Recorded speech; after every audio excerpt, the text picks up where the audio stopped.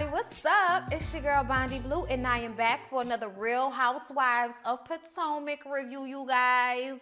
Before I start, don't forget about Scentbird, $14.95 subscription service, so you can get a sample size 8 milliliter bottle of your favorite perfume or a perfume you just want to try out. So you just go ahead and click that link down below in the description box and sign up for Scentbird so you can smell deliciously like Tom Ford.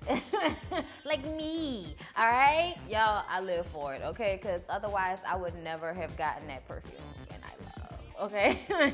It's the black velvet and the, the black orchid and the velvet orchid, but the black orchid is my favorite. All right, so you guys, hey, I hope you're having a good beginning of your week. I hope you checked out Real Housewives of Atlanta review, my Iyanla Fix My Life review. Also, I'm going to have a little card above somewhere so you can click and see my hair regimen, because a lot of you guys asked me about that, and I did a video. So I'm going to put it in a card somewhere. You can check that out whenever you feel like it. All right. So Karen and Monique, okay? So Monique is still getting her brand new beautiful house in Potomac together, stunting on you like for real, okay?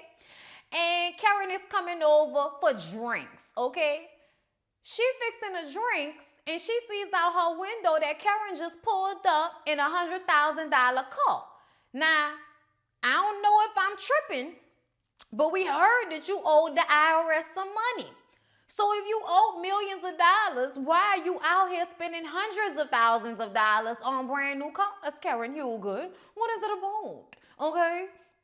Karen get out the car in that pink, look like, what is it, pink driving suit all into one. Girl, this was the real pink Power Ranger. Okay, I know I said Sheree looked like she was the pink Power Ranger going to prom on Real Housewives of Atlanta reunion part 1. But see, this right here, okay, this is the real Power Ranger. She gonna pop out the car and hit you with a roundhouse kick, bitch, okay? Like, I was not ready for Karen in that outfit, but she looked good. You look good, girl. So they sit down to talk, and Monique comes from a different angle with Karen than I think the other ladies did, okay? Now, it may not be like that when she gets with the other ladies. She seems to have the same opinion as everybody else about Karen and her financial situation, but she did come from a more compassionate place when she was talking with her, which I liked, because I feel like even though Karen might be lying about what's going on, it's really not anybody else's business, and she does not owe anybody an explanation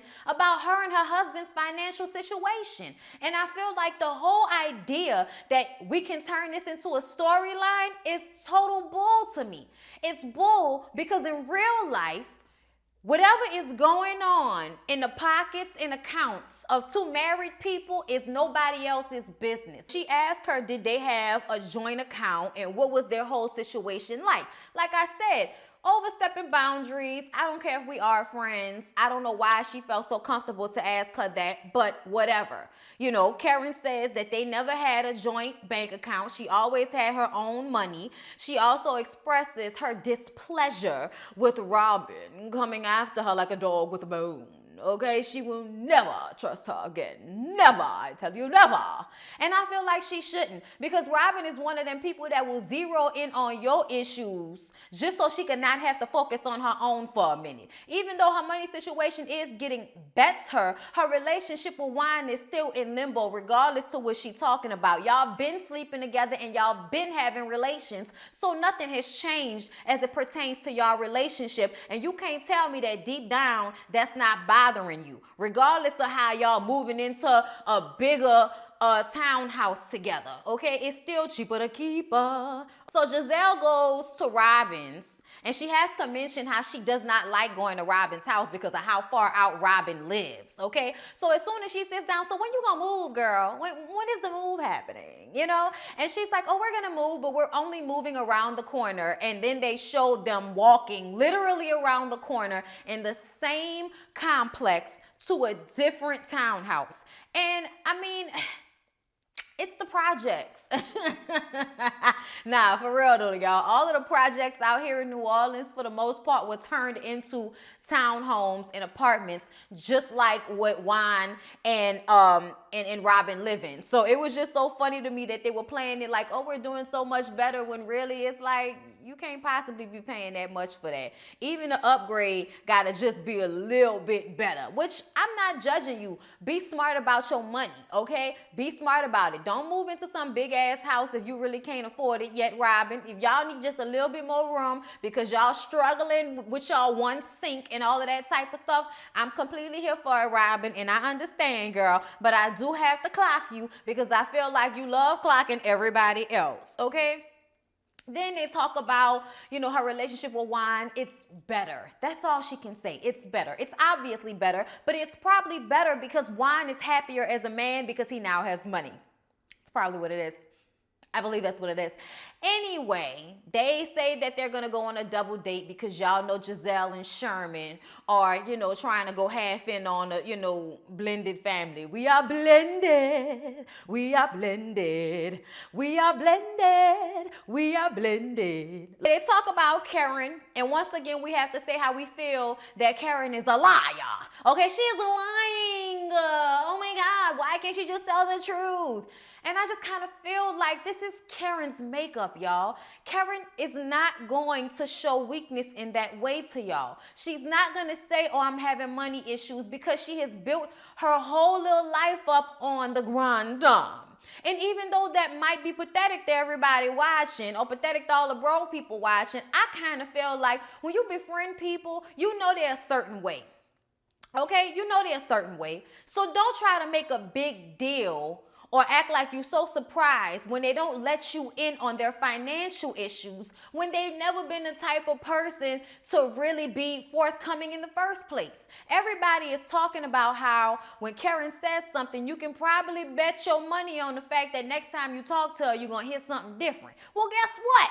If you still friends with the bitch after you done figured that out, then you might as well just stop pushing, accept it for what it is, don't go around defending her to nobody, and let it be what it is. But no, because Real Housewives of Potomac have nothing else going on, we have to have a room full of women questioning another grown woman about her financial situation as if this is a court and you're talking to a set of judges.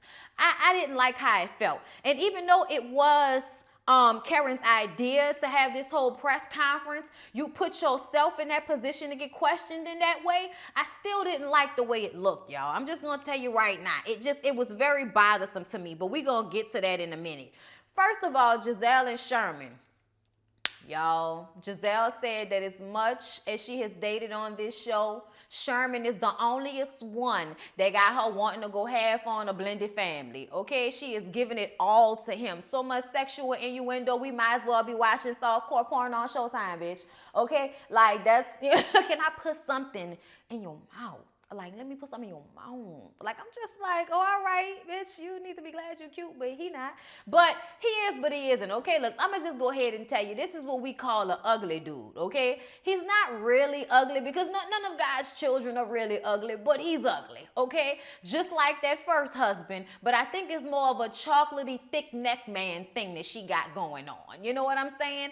Beautiful women like Giselle are often with ugly men because ugly men treat you so much better than men who think they prettier than you or just as pretty as you.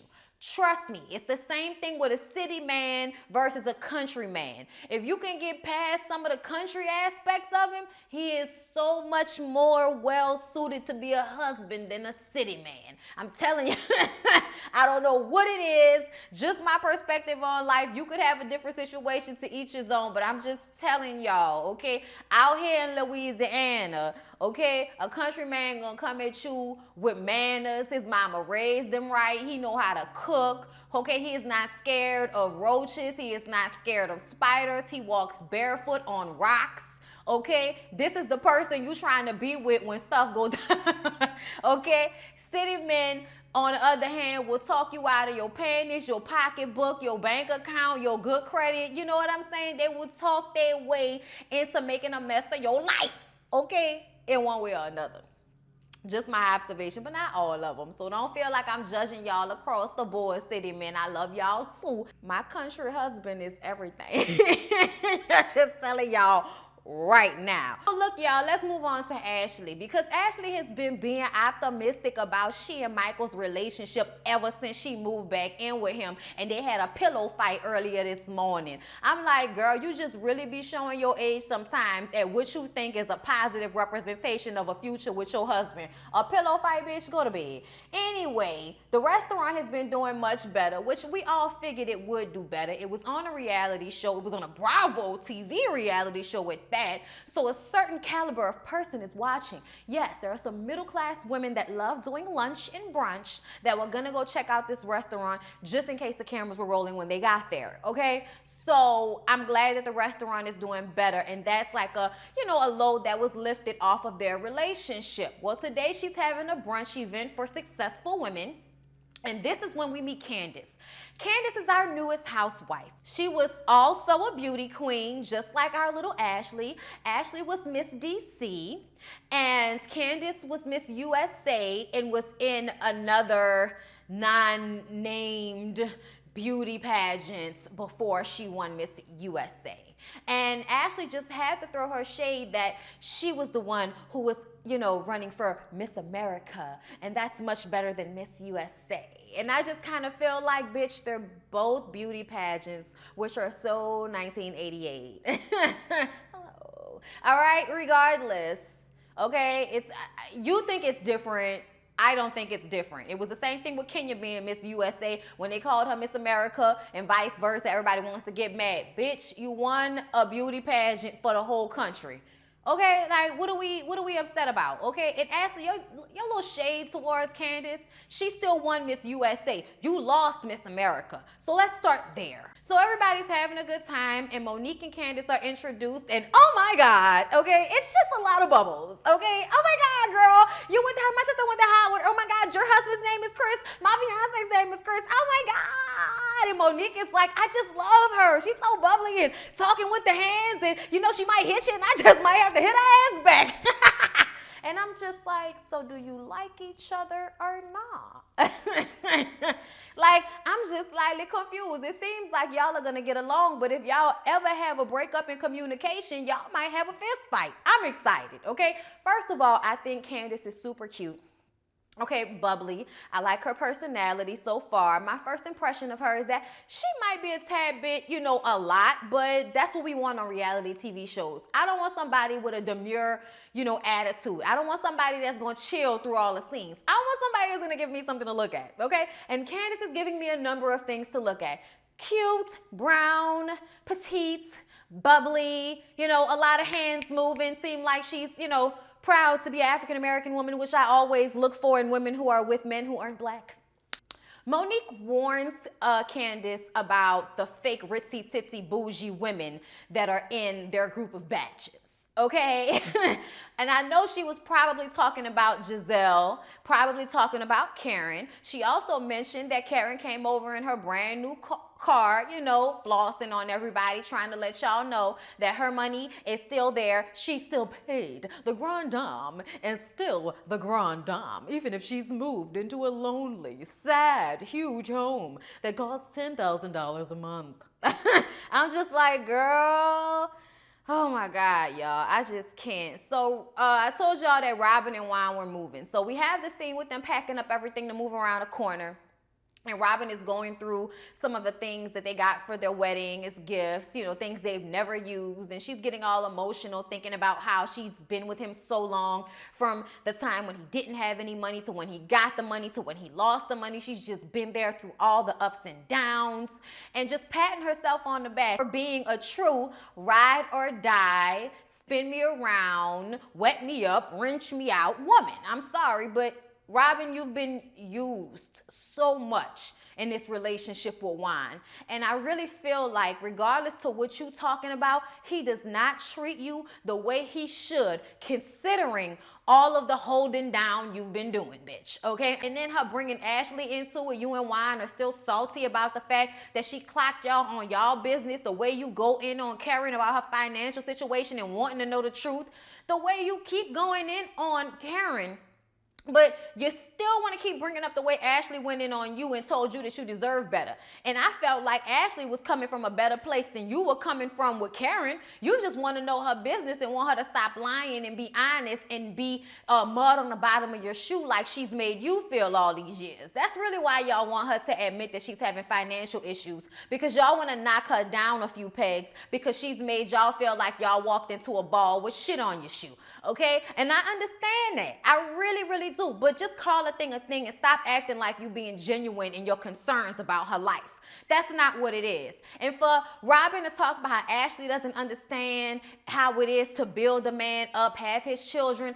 No, she does not know how it feels to be used up as much as you. And I'm not going to hold that against her, bitch. Okay? I'm just not. Put it to bed. Karen decides that she's going to have a press conference so that she can answer all of these ladies' questions at one time, one fell swoop, get in, get out, real dry, and let it be over. Let y'all stop talking about me and speculating about my money issues. This is what Karen decides to do. Okay? And also, she was very hurt when she found out about some tweets that Giselle had tweeted about her financial situation, which definitely didn't seem like a friend trying to protect her friend. Okay? Now, it was just Giselle retweeting the Shade Room story about Karen and her financial problems and all of that. But come on, Giselle. The intent is the same, bitch.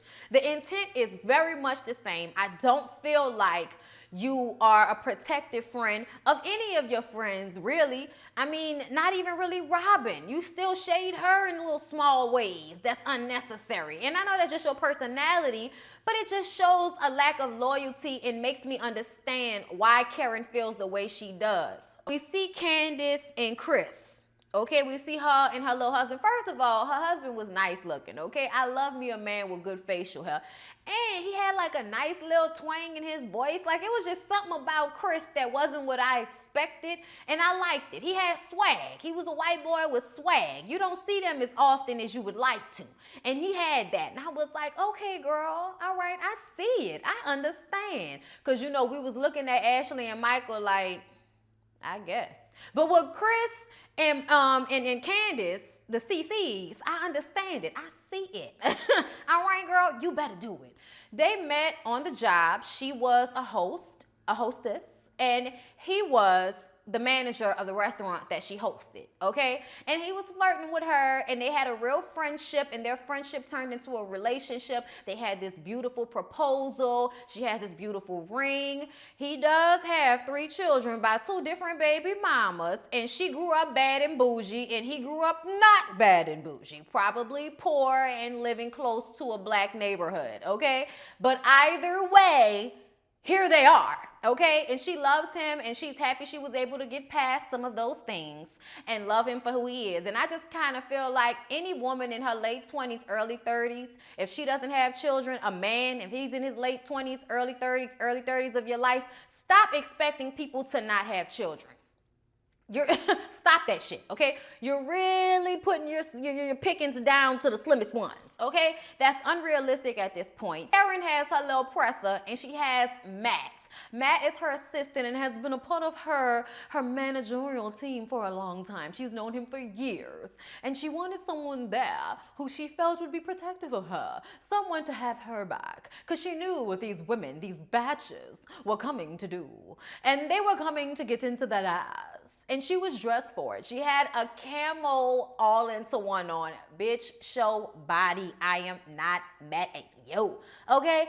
She was shining on you batches with her body because she might be the oldest, but you bitches ain't leaving her in the dust. No, you're not.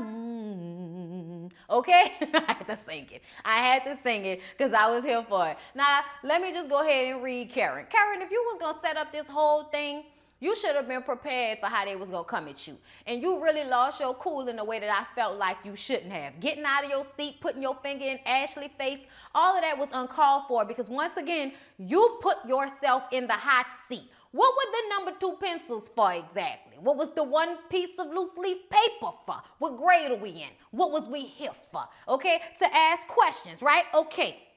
Giselle, use a messy old batch, okay? Because you having the hashtag pray for the Hugers on the front of the t-shirt, but having hashtag tax reform on the back batch, okay? You was wrong, and that's what we be talking about. Karen doesn't understand why her friends are trying to tear her down, okay? She does not understand, but she is ready to wrestle with you batches, okay? Karen says her feelings were really hurt when she saw the social media posts that Giselle put out. And Giselle says that she was just retweeting the shade room. It was not really shade, but I disagree, bitch. And the ladies want her to understand that the only reason we talked about the situation is because it was all over the place. How can we not talk about it? I totally understand that, and I feel them on that. Why they would even have the conversation to begin with. But I think Karen's main issue is the feeling that y'all are all behind her back talking bad about her, which y'all are doing. I also felt like no matter how much Karen explained what the situation was, they still wanted to believe that she was lying. They still wanted to keep, turning that knife in, sticking it in and turning it, each and every one of them, and it worked on my nerves, okay? So she explained that she files her taxes separately. So you mean to tell me for the whole 20 years that y'all been together, you've always filed separately? I didn't say the whole 20 years. I'm saying that we file separately. She probably started filing separately after the situation was brought to her attention 3 years ago. I feel like Karen was giving the information that she felt comfortable giving, and regardless of how much she explained, Robin, Giselle, Ashley, and even Monique were not happy with the explanations. Because even after she said, I filed separately, everybody wants to talk about, oh, well, you get more money back when you file together. And it's like, yeah, but that's not always the case if your spouse owes money. Trust me, I know. So filing separately, I don't understand why they couldn't understand that, why they couldn't receive that as truth, because I could totally understand her having that viewpoint. Now, Karen's need to shine on people and prove them wrong by buying expensive cars and living in houses that she doesn't really have to live in, like big ass house with just you in it, and your husband, y'all old as hell, walking up all them stairs, all that room. I think that's totally unnecessary. And once again, Karen is known for keeping up with the Joneses. That is what she does. And even though y'all want her to stop doing that, that's who she is. That's who she's always been. So Ashley, you sitting up there, I want to know who Karen is. Forget Karen. I want to know who Karen is. Shut up. Okay, you have met the real Karen. The real Karen is gonna put on ass and show you what she wants you to see and be real when she feel like it. Ashley specifically asked her, was Karen or Ray going to be indicted? And she said, well, is Michael gonna be indicted for showing his penis all over Instagram? Because Famous said that he was in London cheating on you, boo. Okay? All right? Now, Ashley, you didn't like that. You didn't like that. And I kind of felt like Karen was trying to prove a point. Do you want to be asked about your personal business and what your husband is doing? Do you want to be asked about that? I see you don't. I see you didn't like that. So why, you know what I'm saying? Like, I think Karen was just trying to let them know everybody got something that they don't want to talk about. So why are y'all pressing me when I'm giving y'all the information that I'm comfortable giving y'all? They just kept going in. Ashley's like, I just don't understand why you can't be honest and say if you owe $1 million, you owe $1 million. Why can't you just say it? It was just stupid. They just kept going on and on and on. And Robin's comment that she knows about every dollar going in and out of her house, girl, go to bed. Go to bed. Because you lying. You didn't know when you was being robbed by your best friend. So how you gonna sit up here and talk about about your financial situation when you have lost all of your money from being dumb as well? So you having so much to say and all of your aggression towards this situation is just you deflecting from your own. I'm sorry, Robin, but that's what I see. Okay, when you said that, I could have fell the hell out, okay? Giselle says that it's hard for them to believe what Karen is saying because Karen is known for flipping the story the next time you ask. And Karen says she understands that, but this is what she's saying, and this is all she's going to say about it, and she doesn't want to answer any more questions about it. Well, they feel like, well, you invited us here to ask you questions and to talk about you. Why are you mad that we talking about you now? And it's like, bruh, like, just let it go. I wanted them to just let it go. Because like I said, ultimately, it's not your business. So Giselle asked the question again about, is Ray going to be indicted? Didn't she tell y'all she can't talk about it? Legally, they can't talk about it. But y'all still asking these types of questions.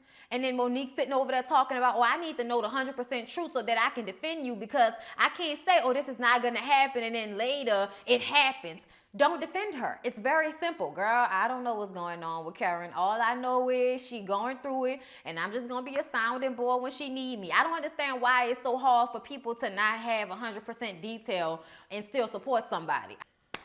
All y'all batches can go to bed, okay? Please don't forget to like and comment and subscribe to my channel. Share my videos.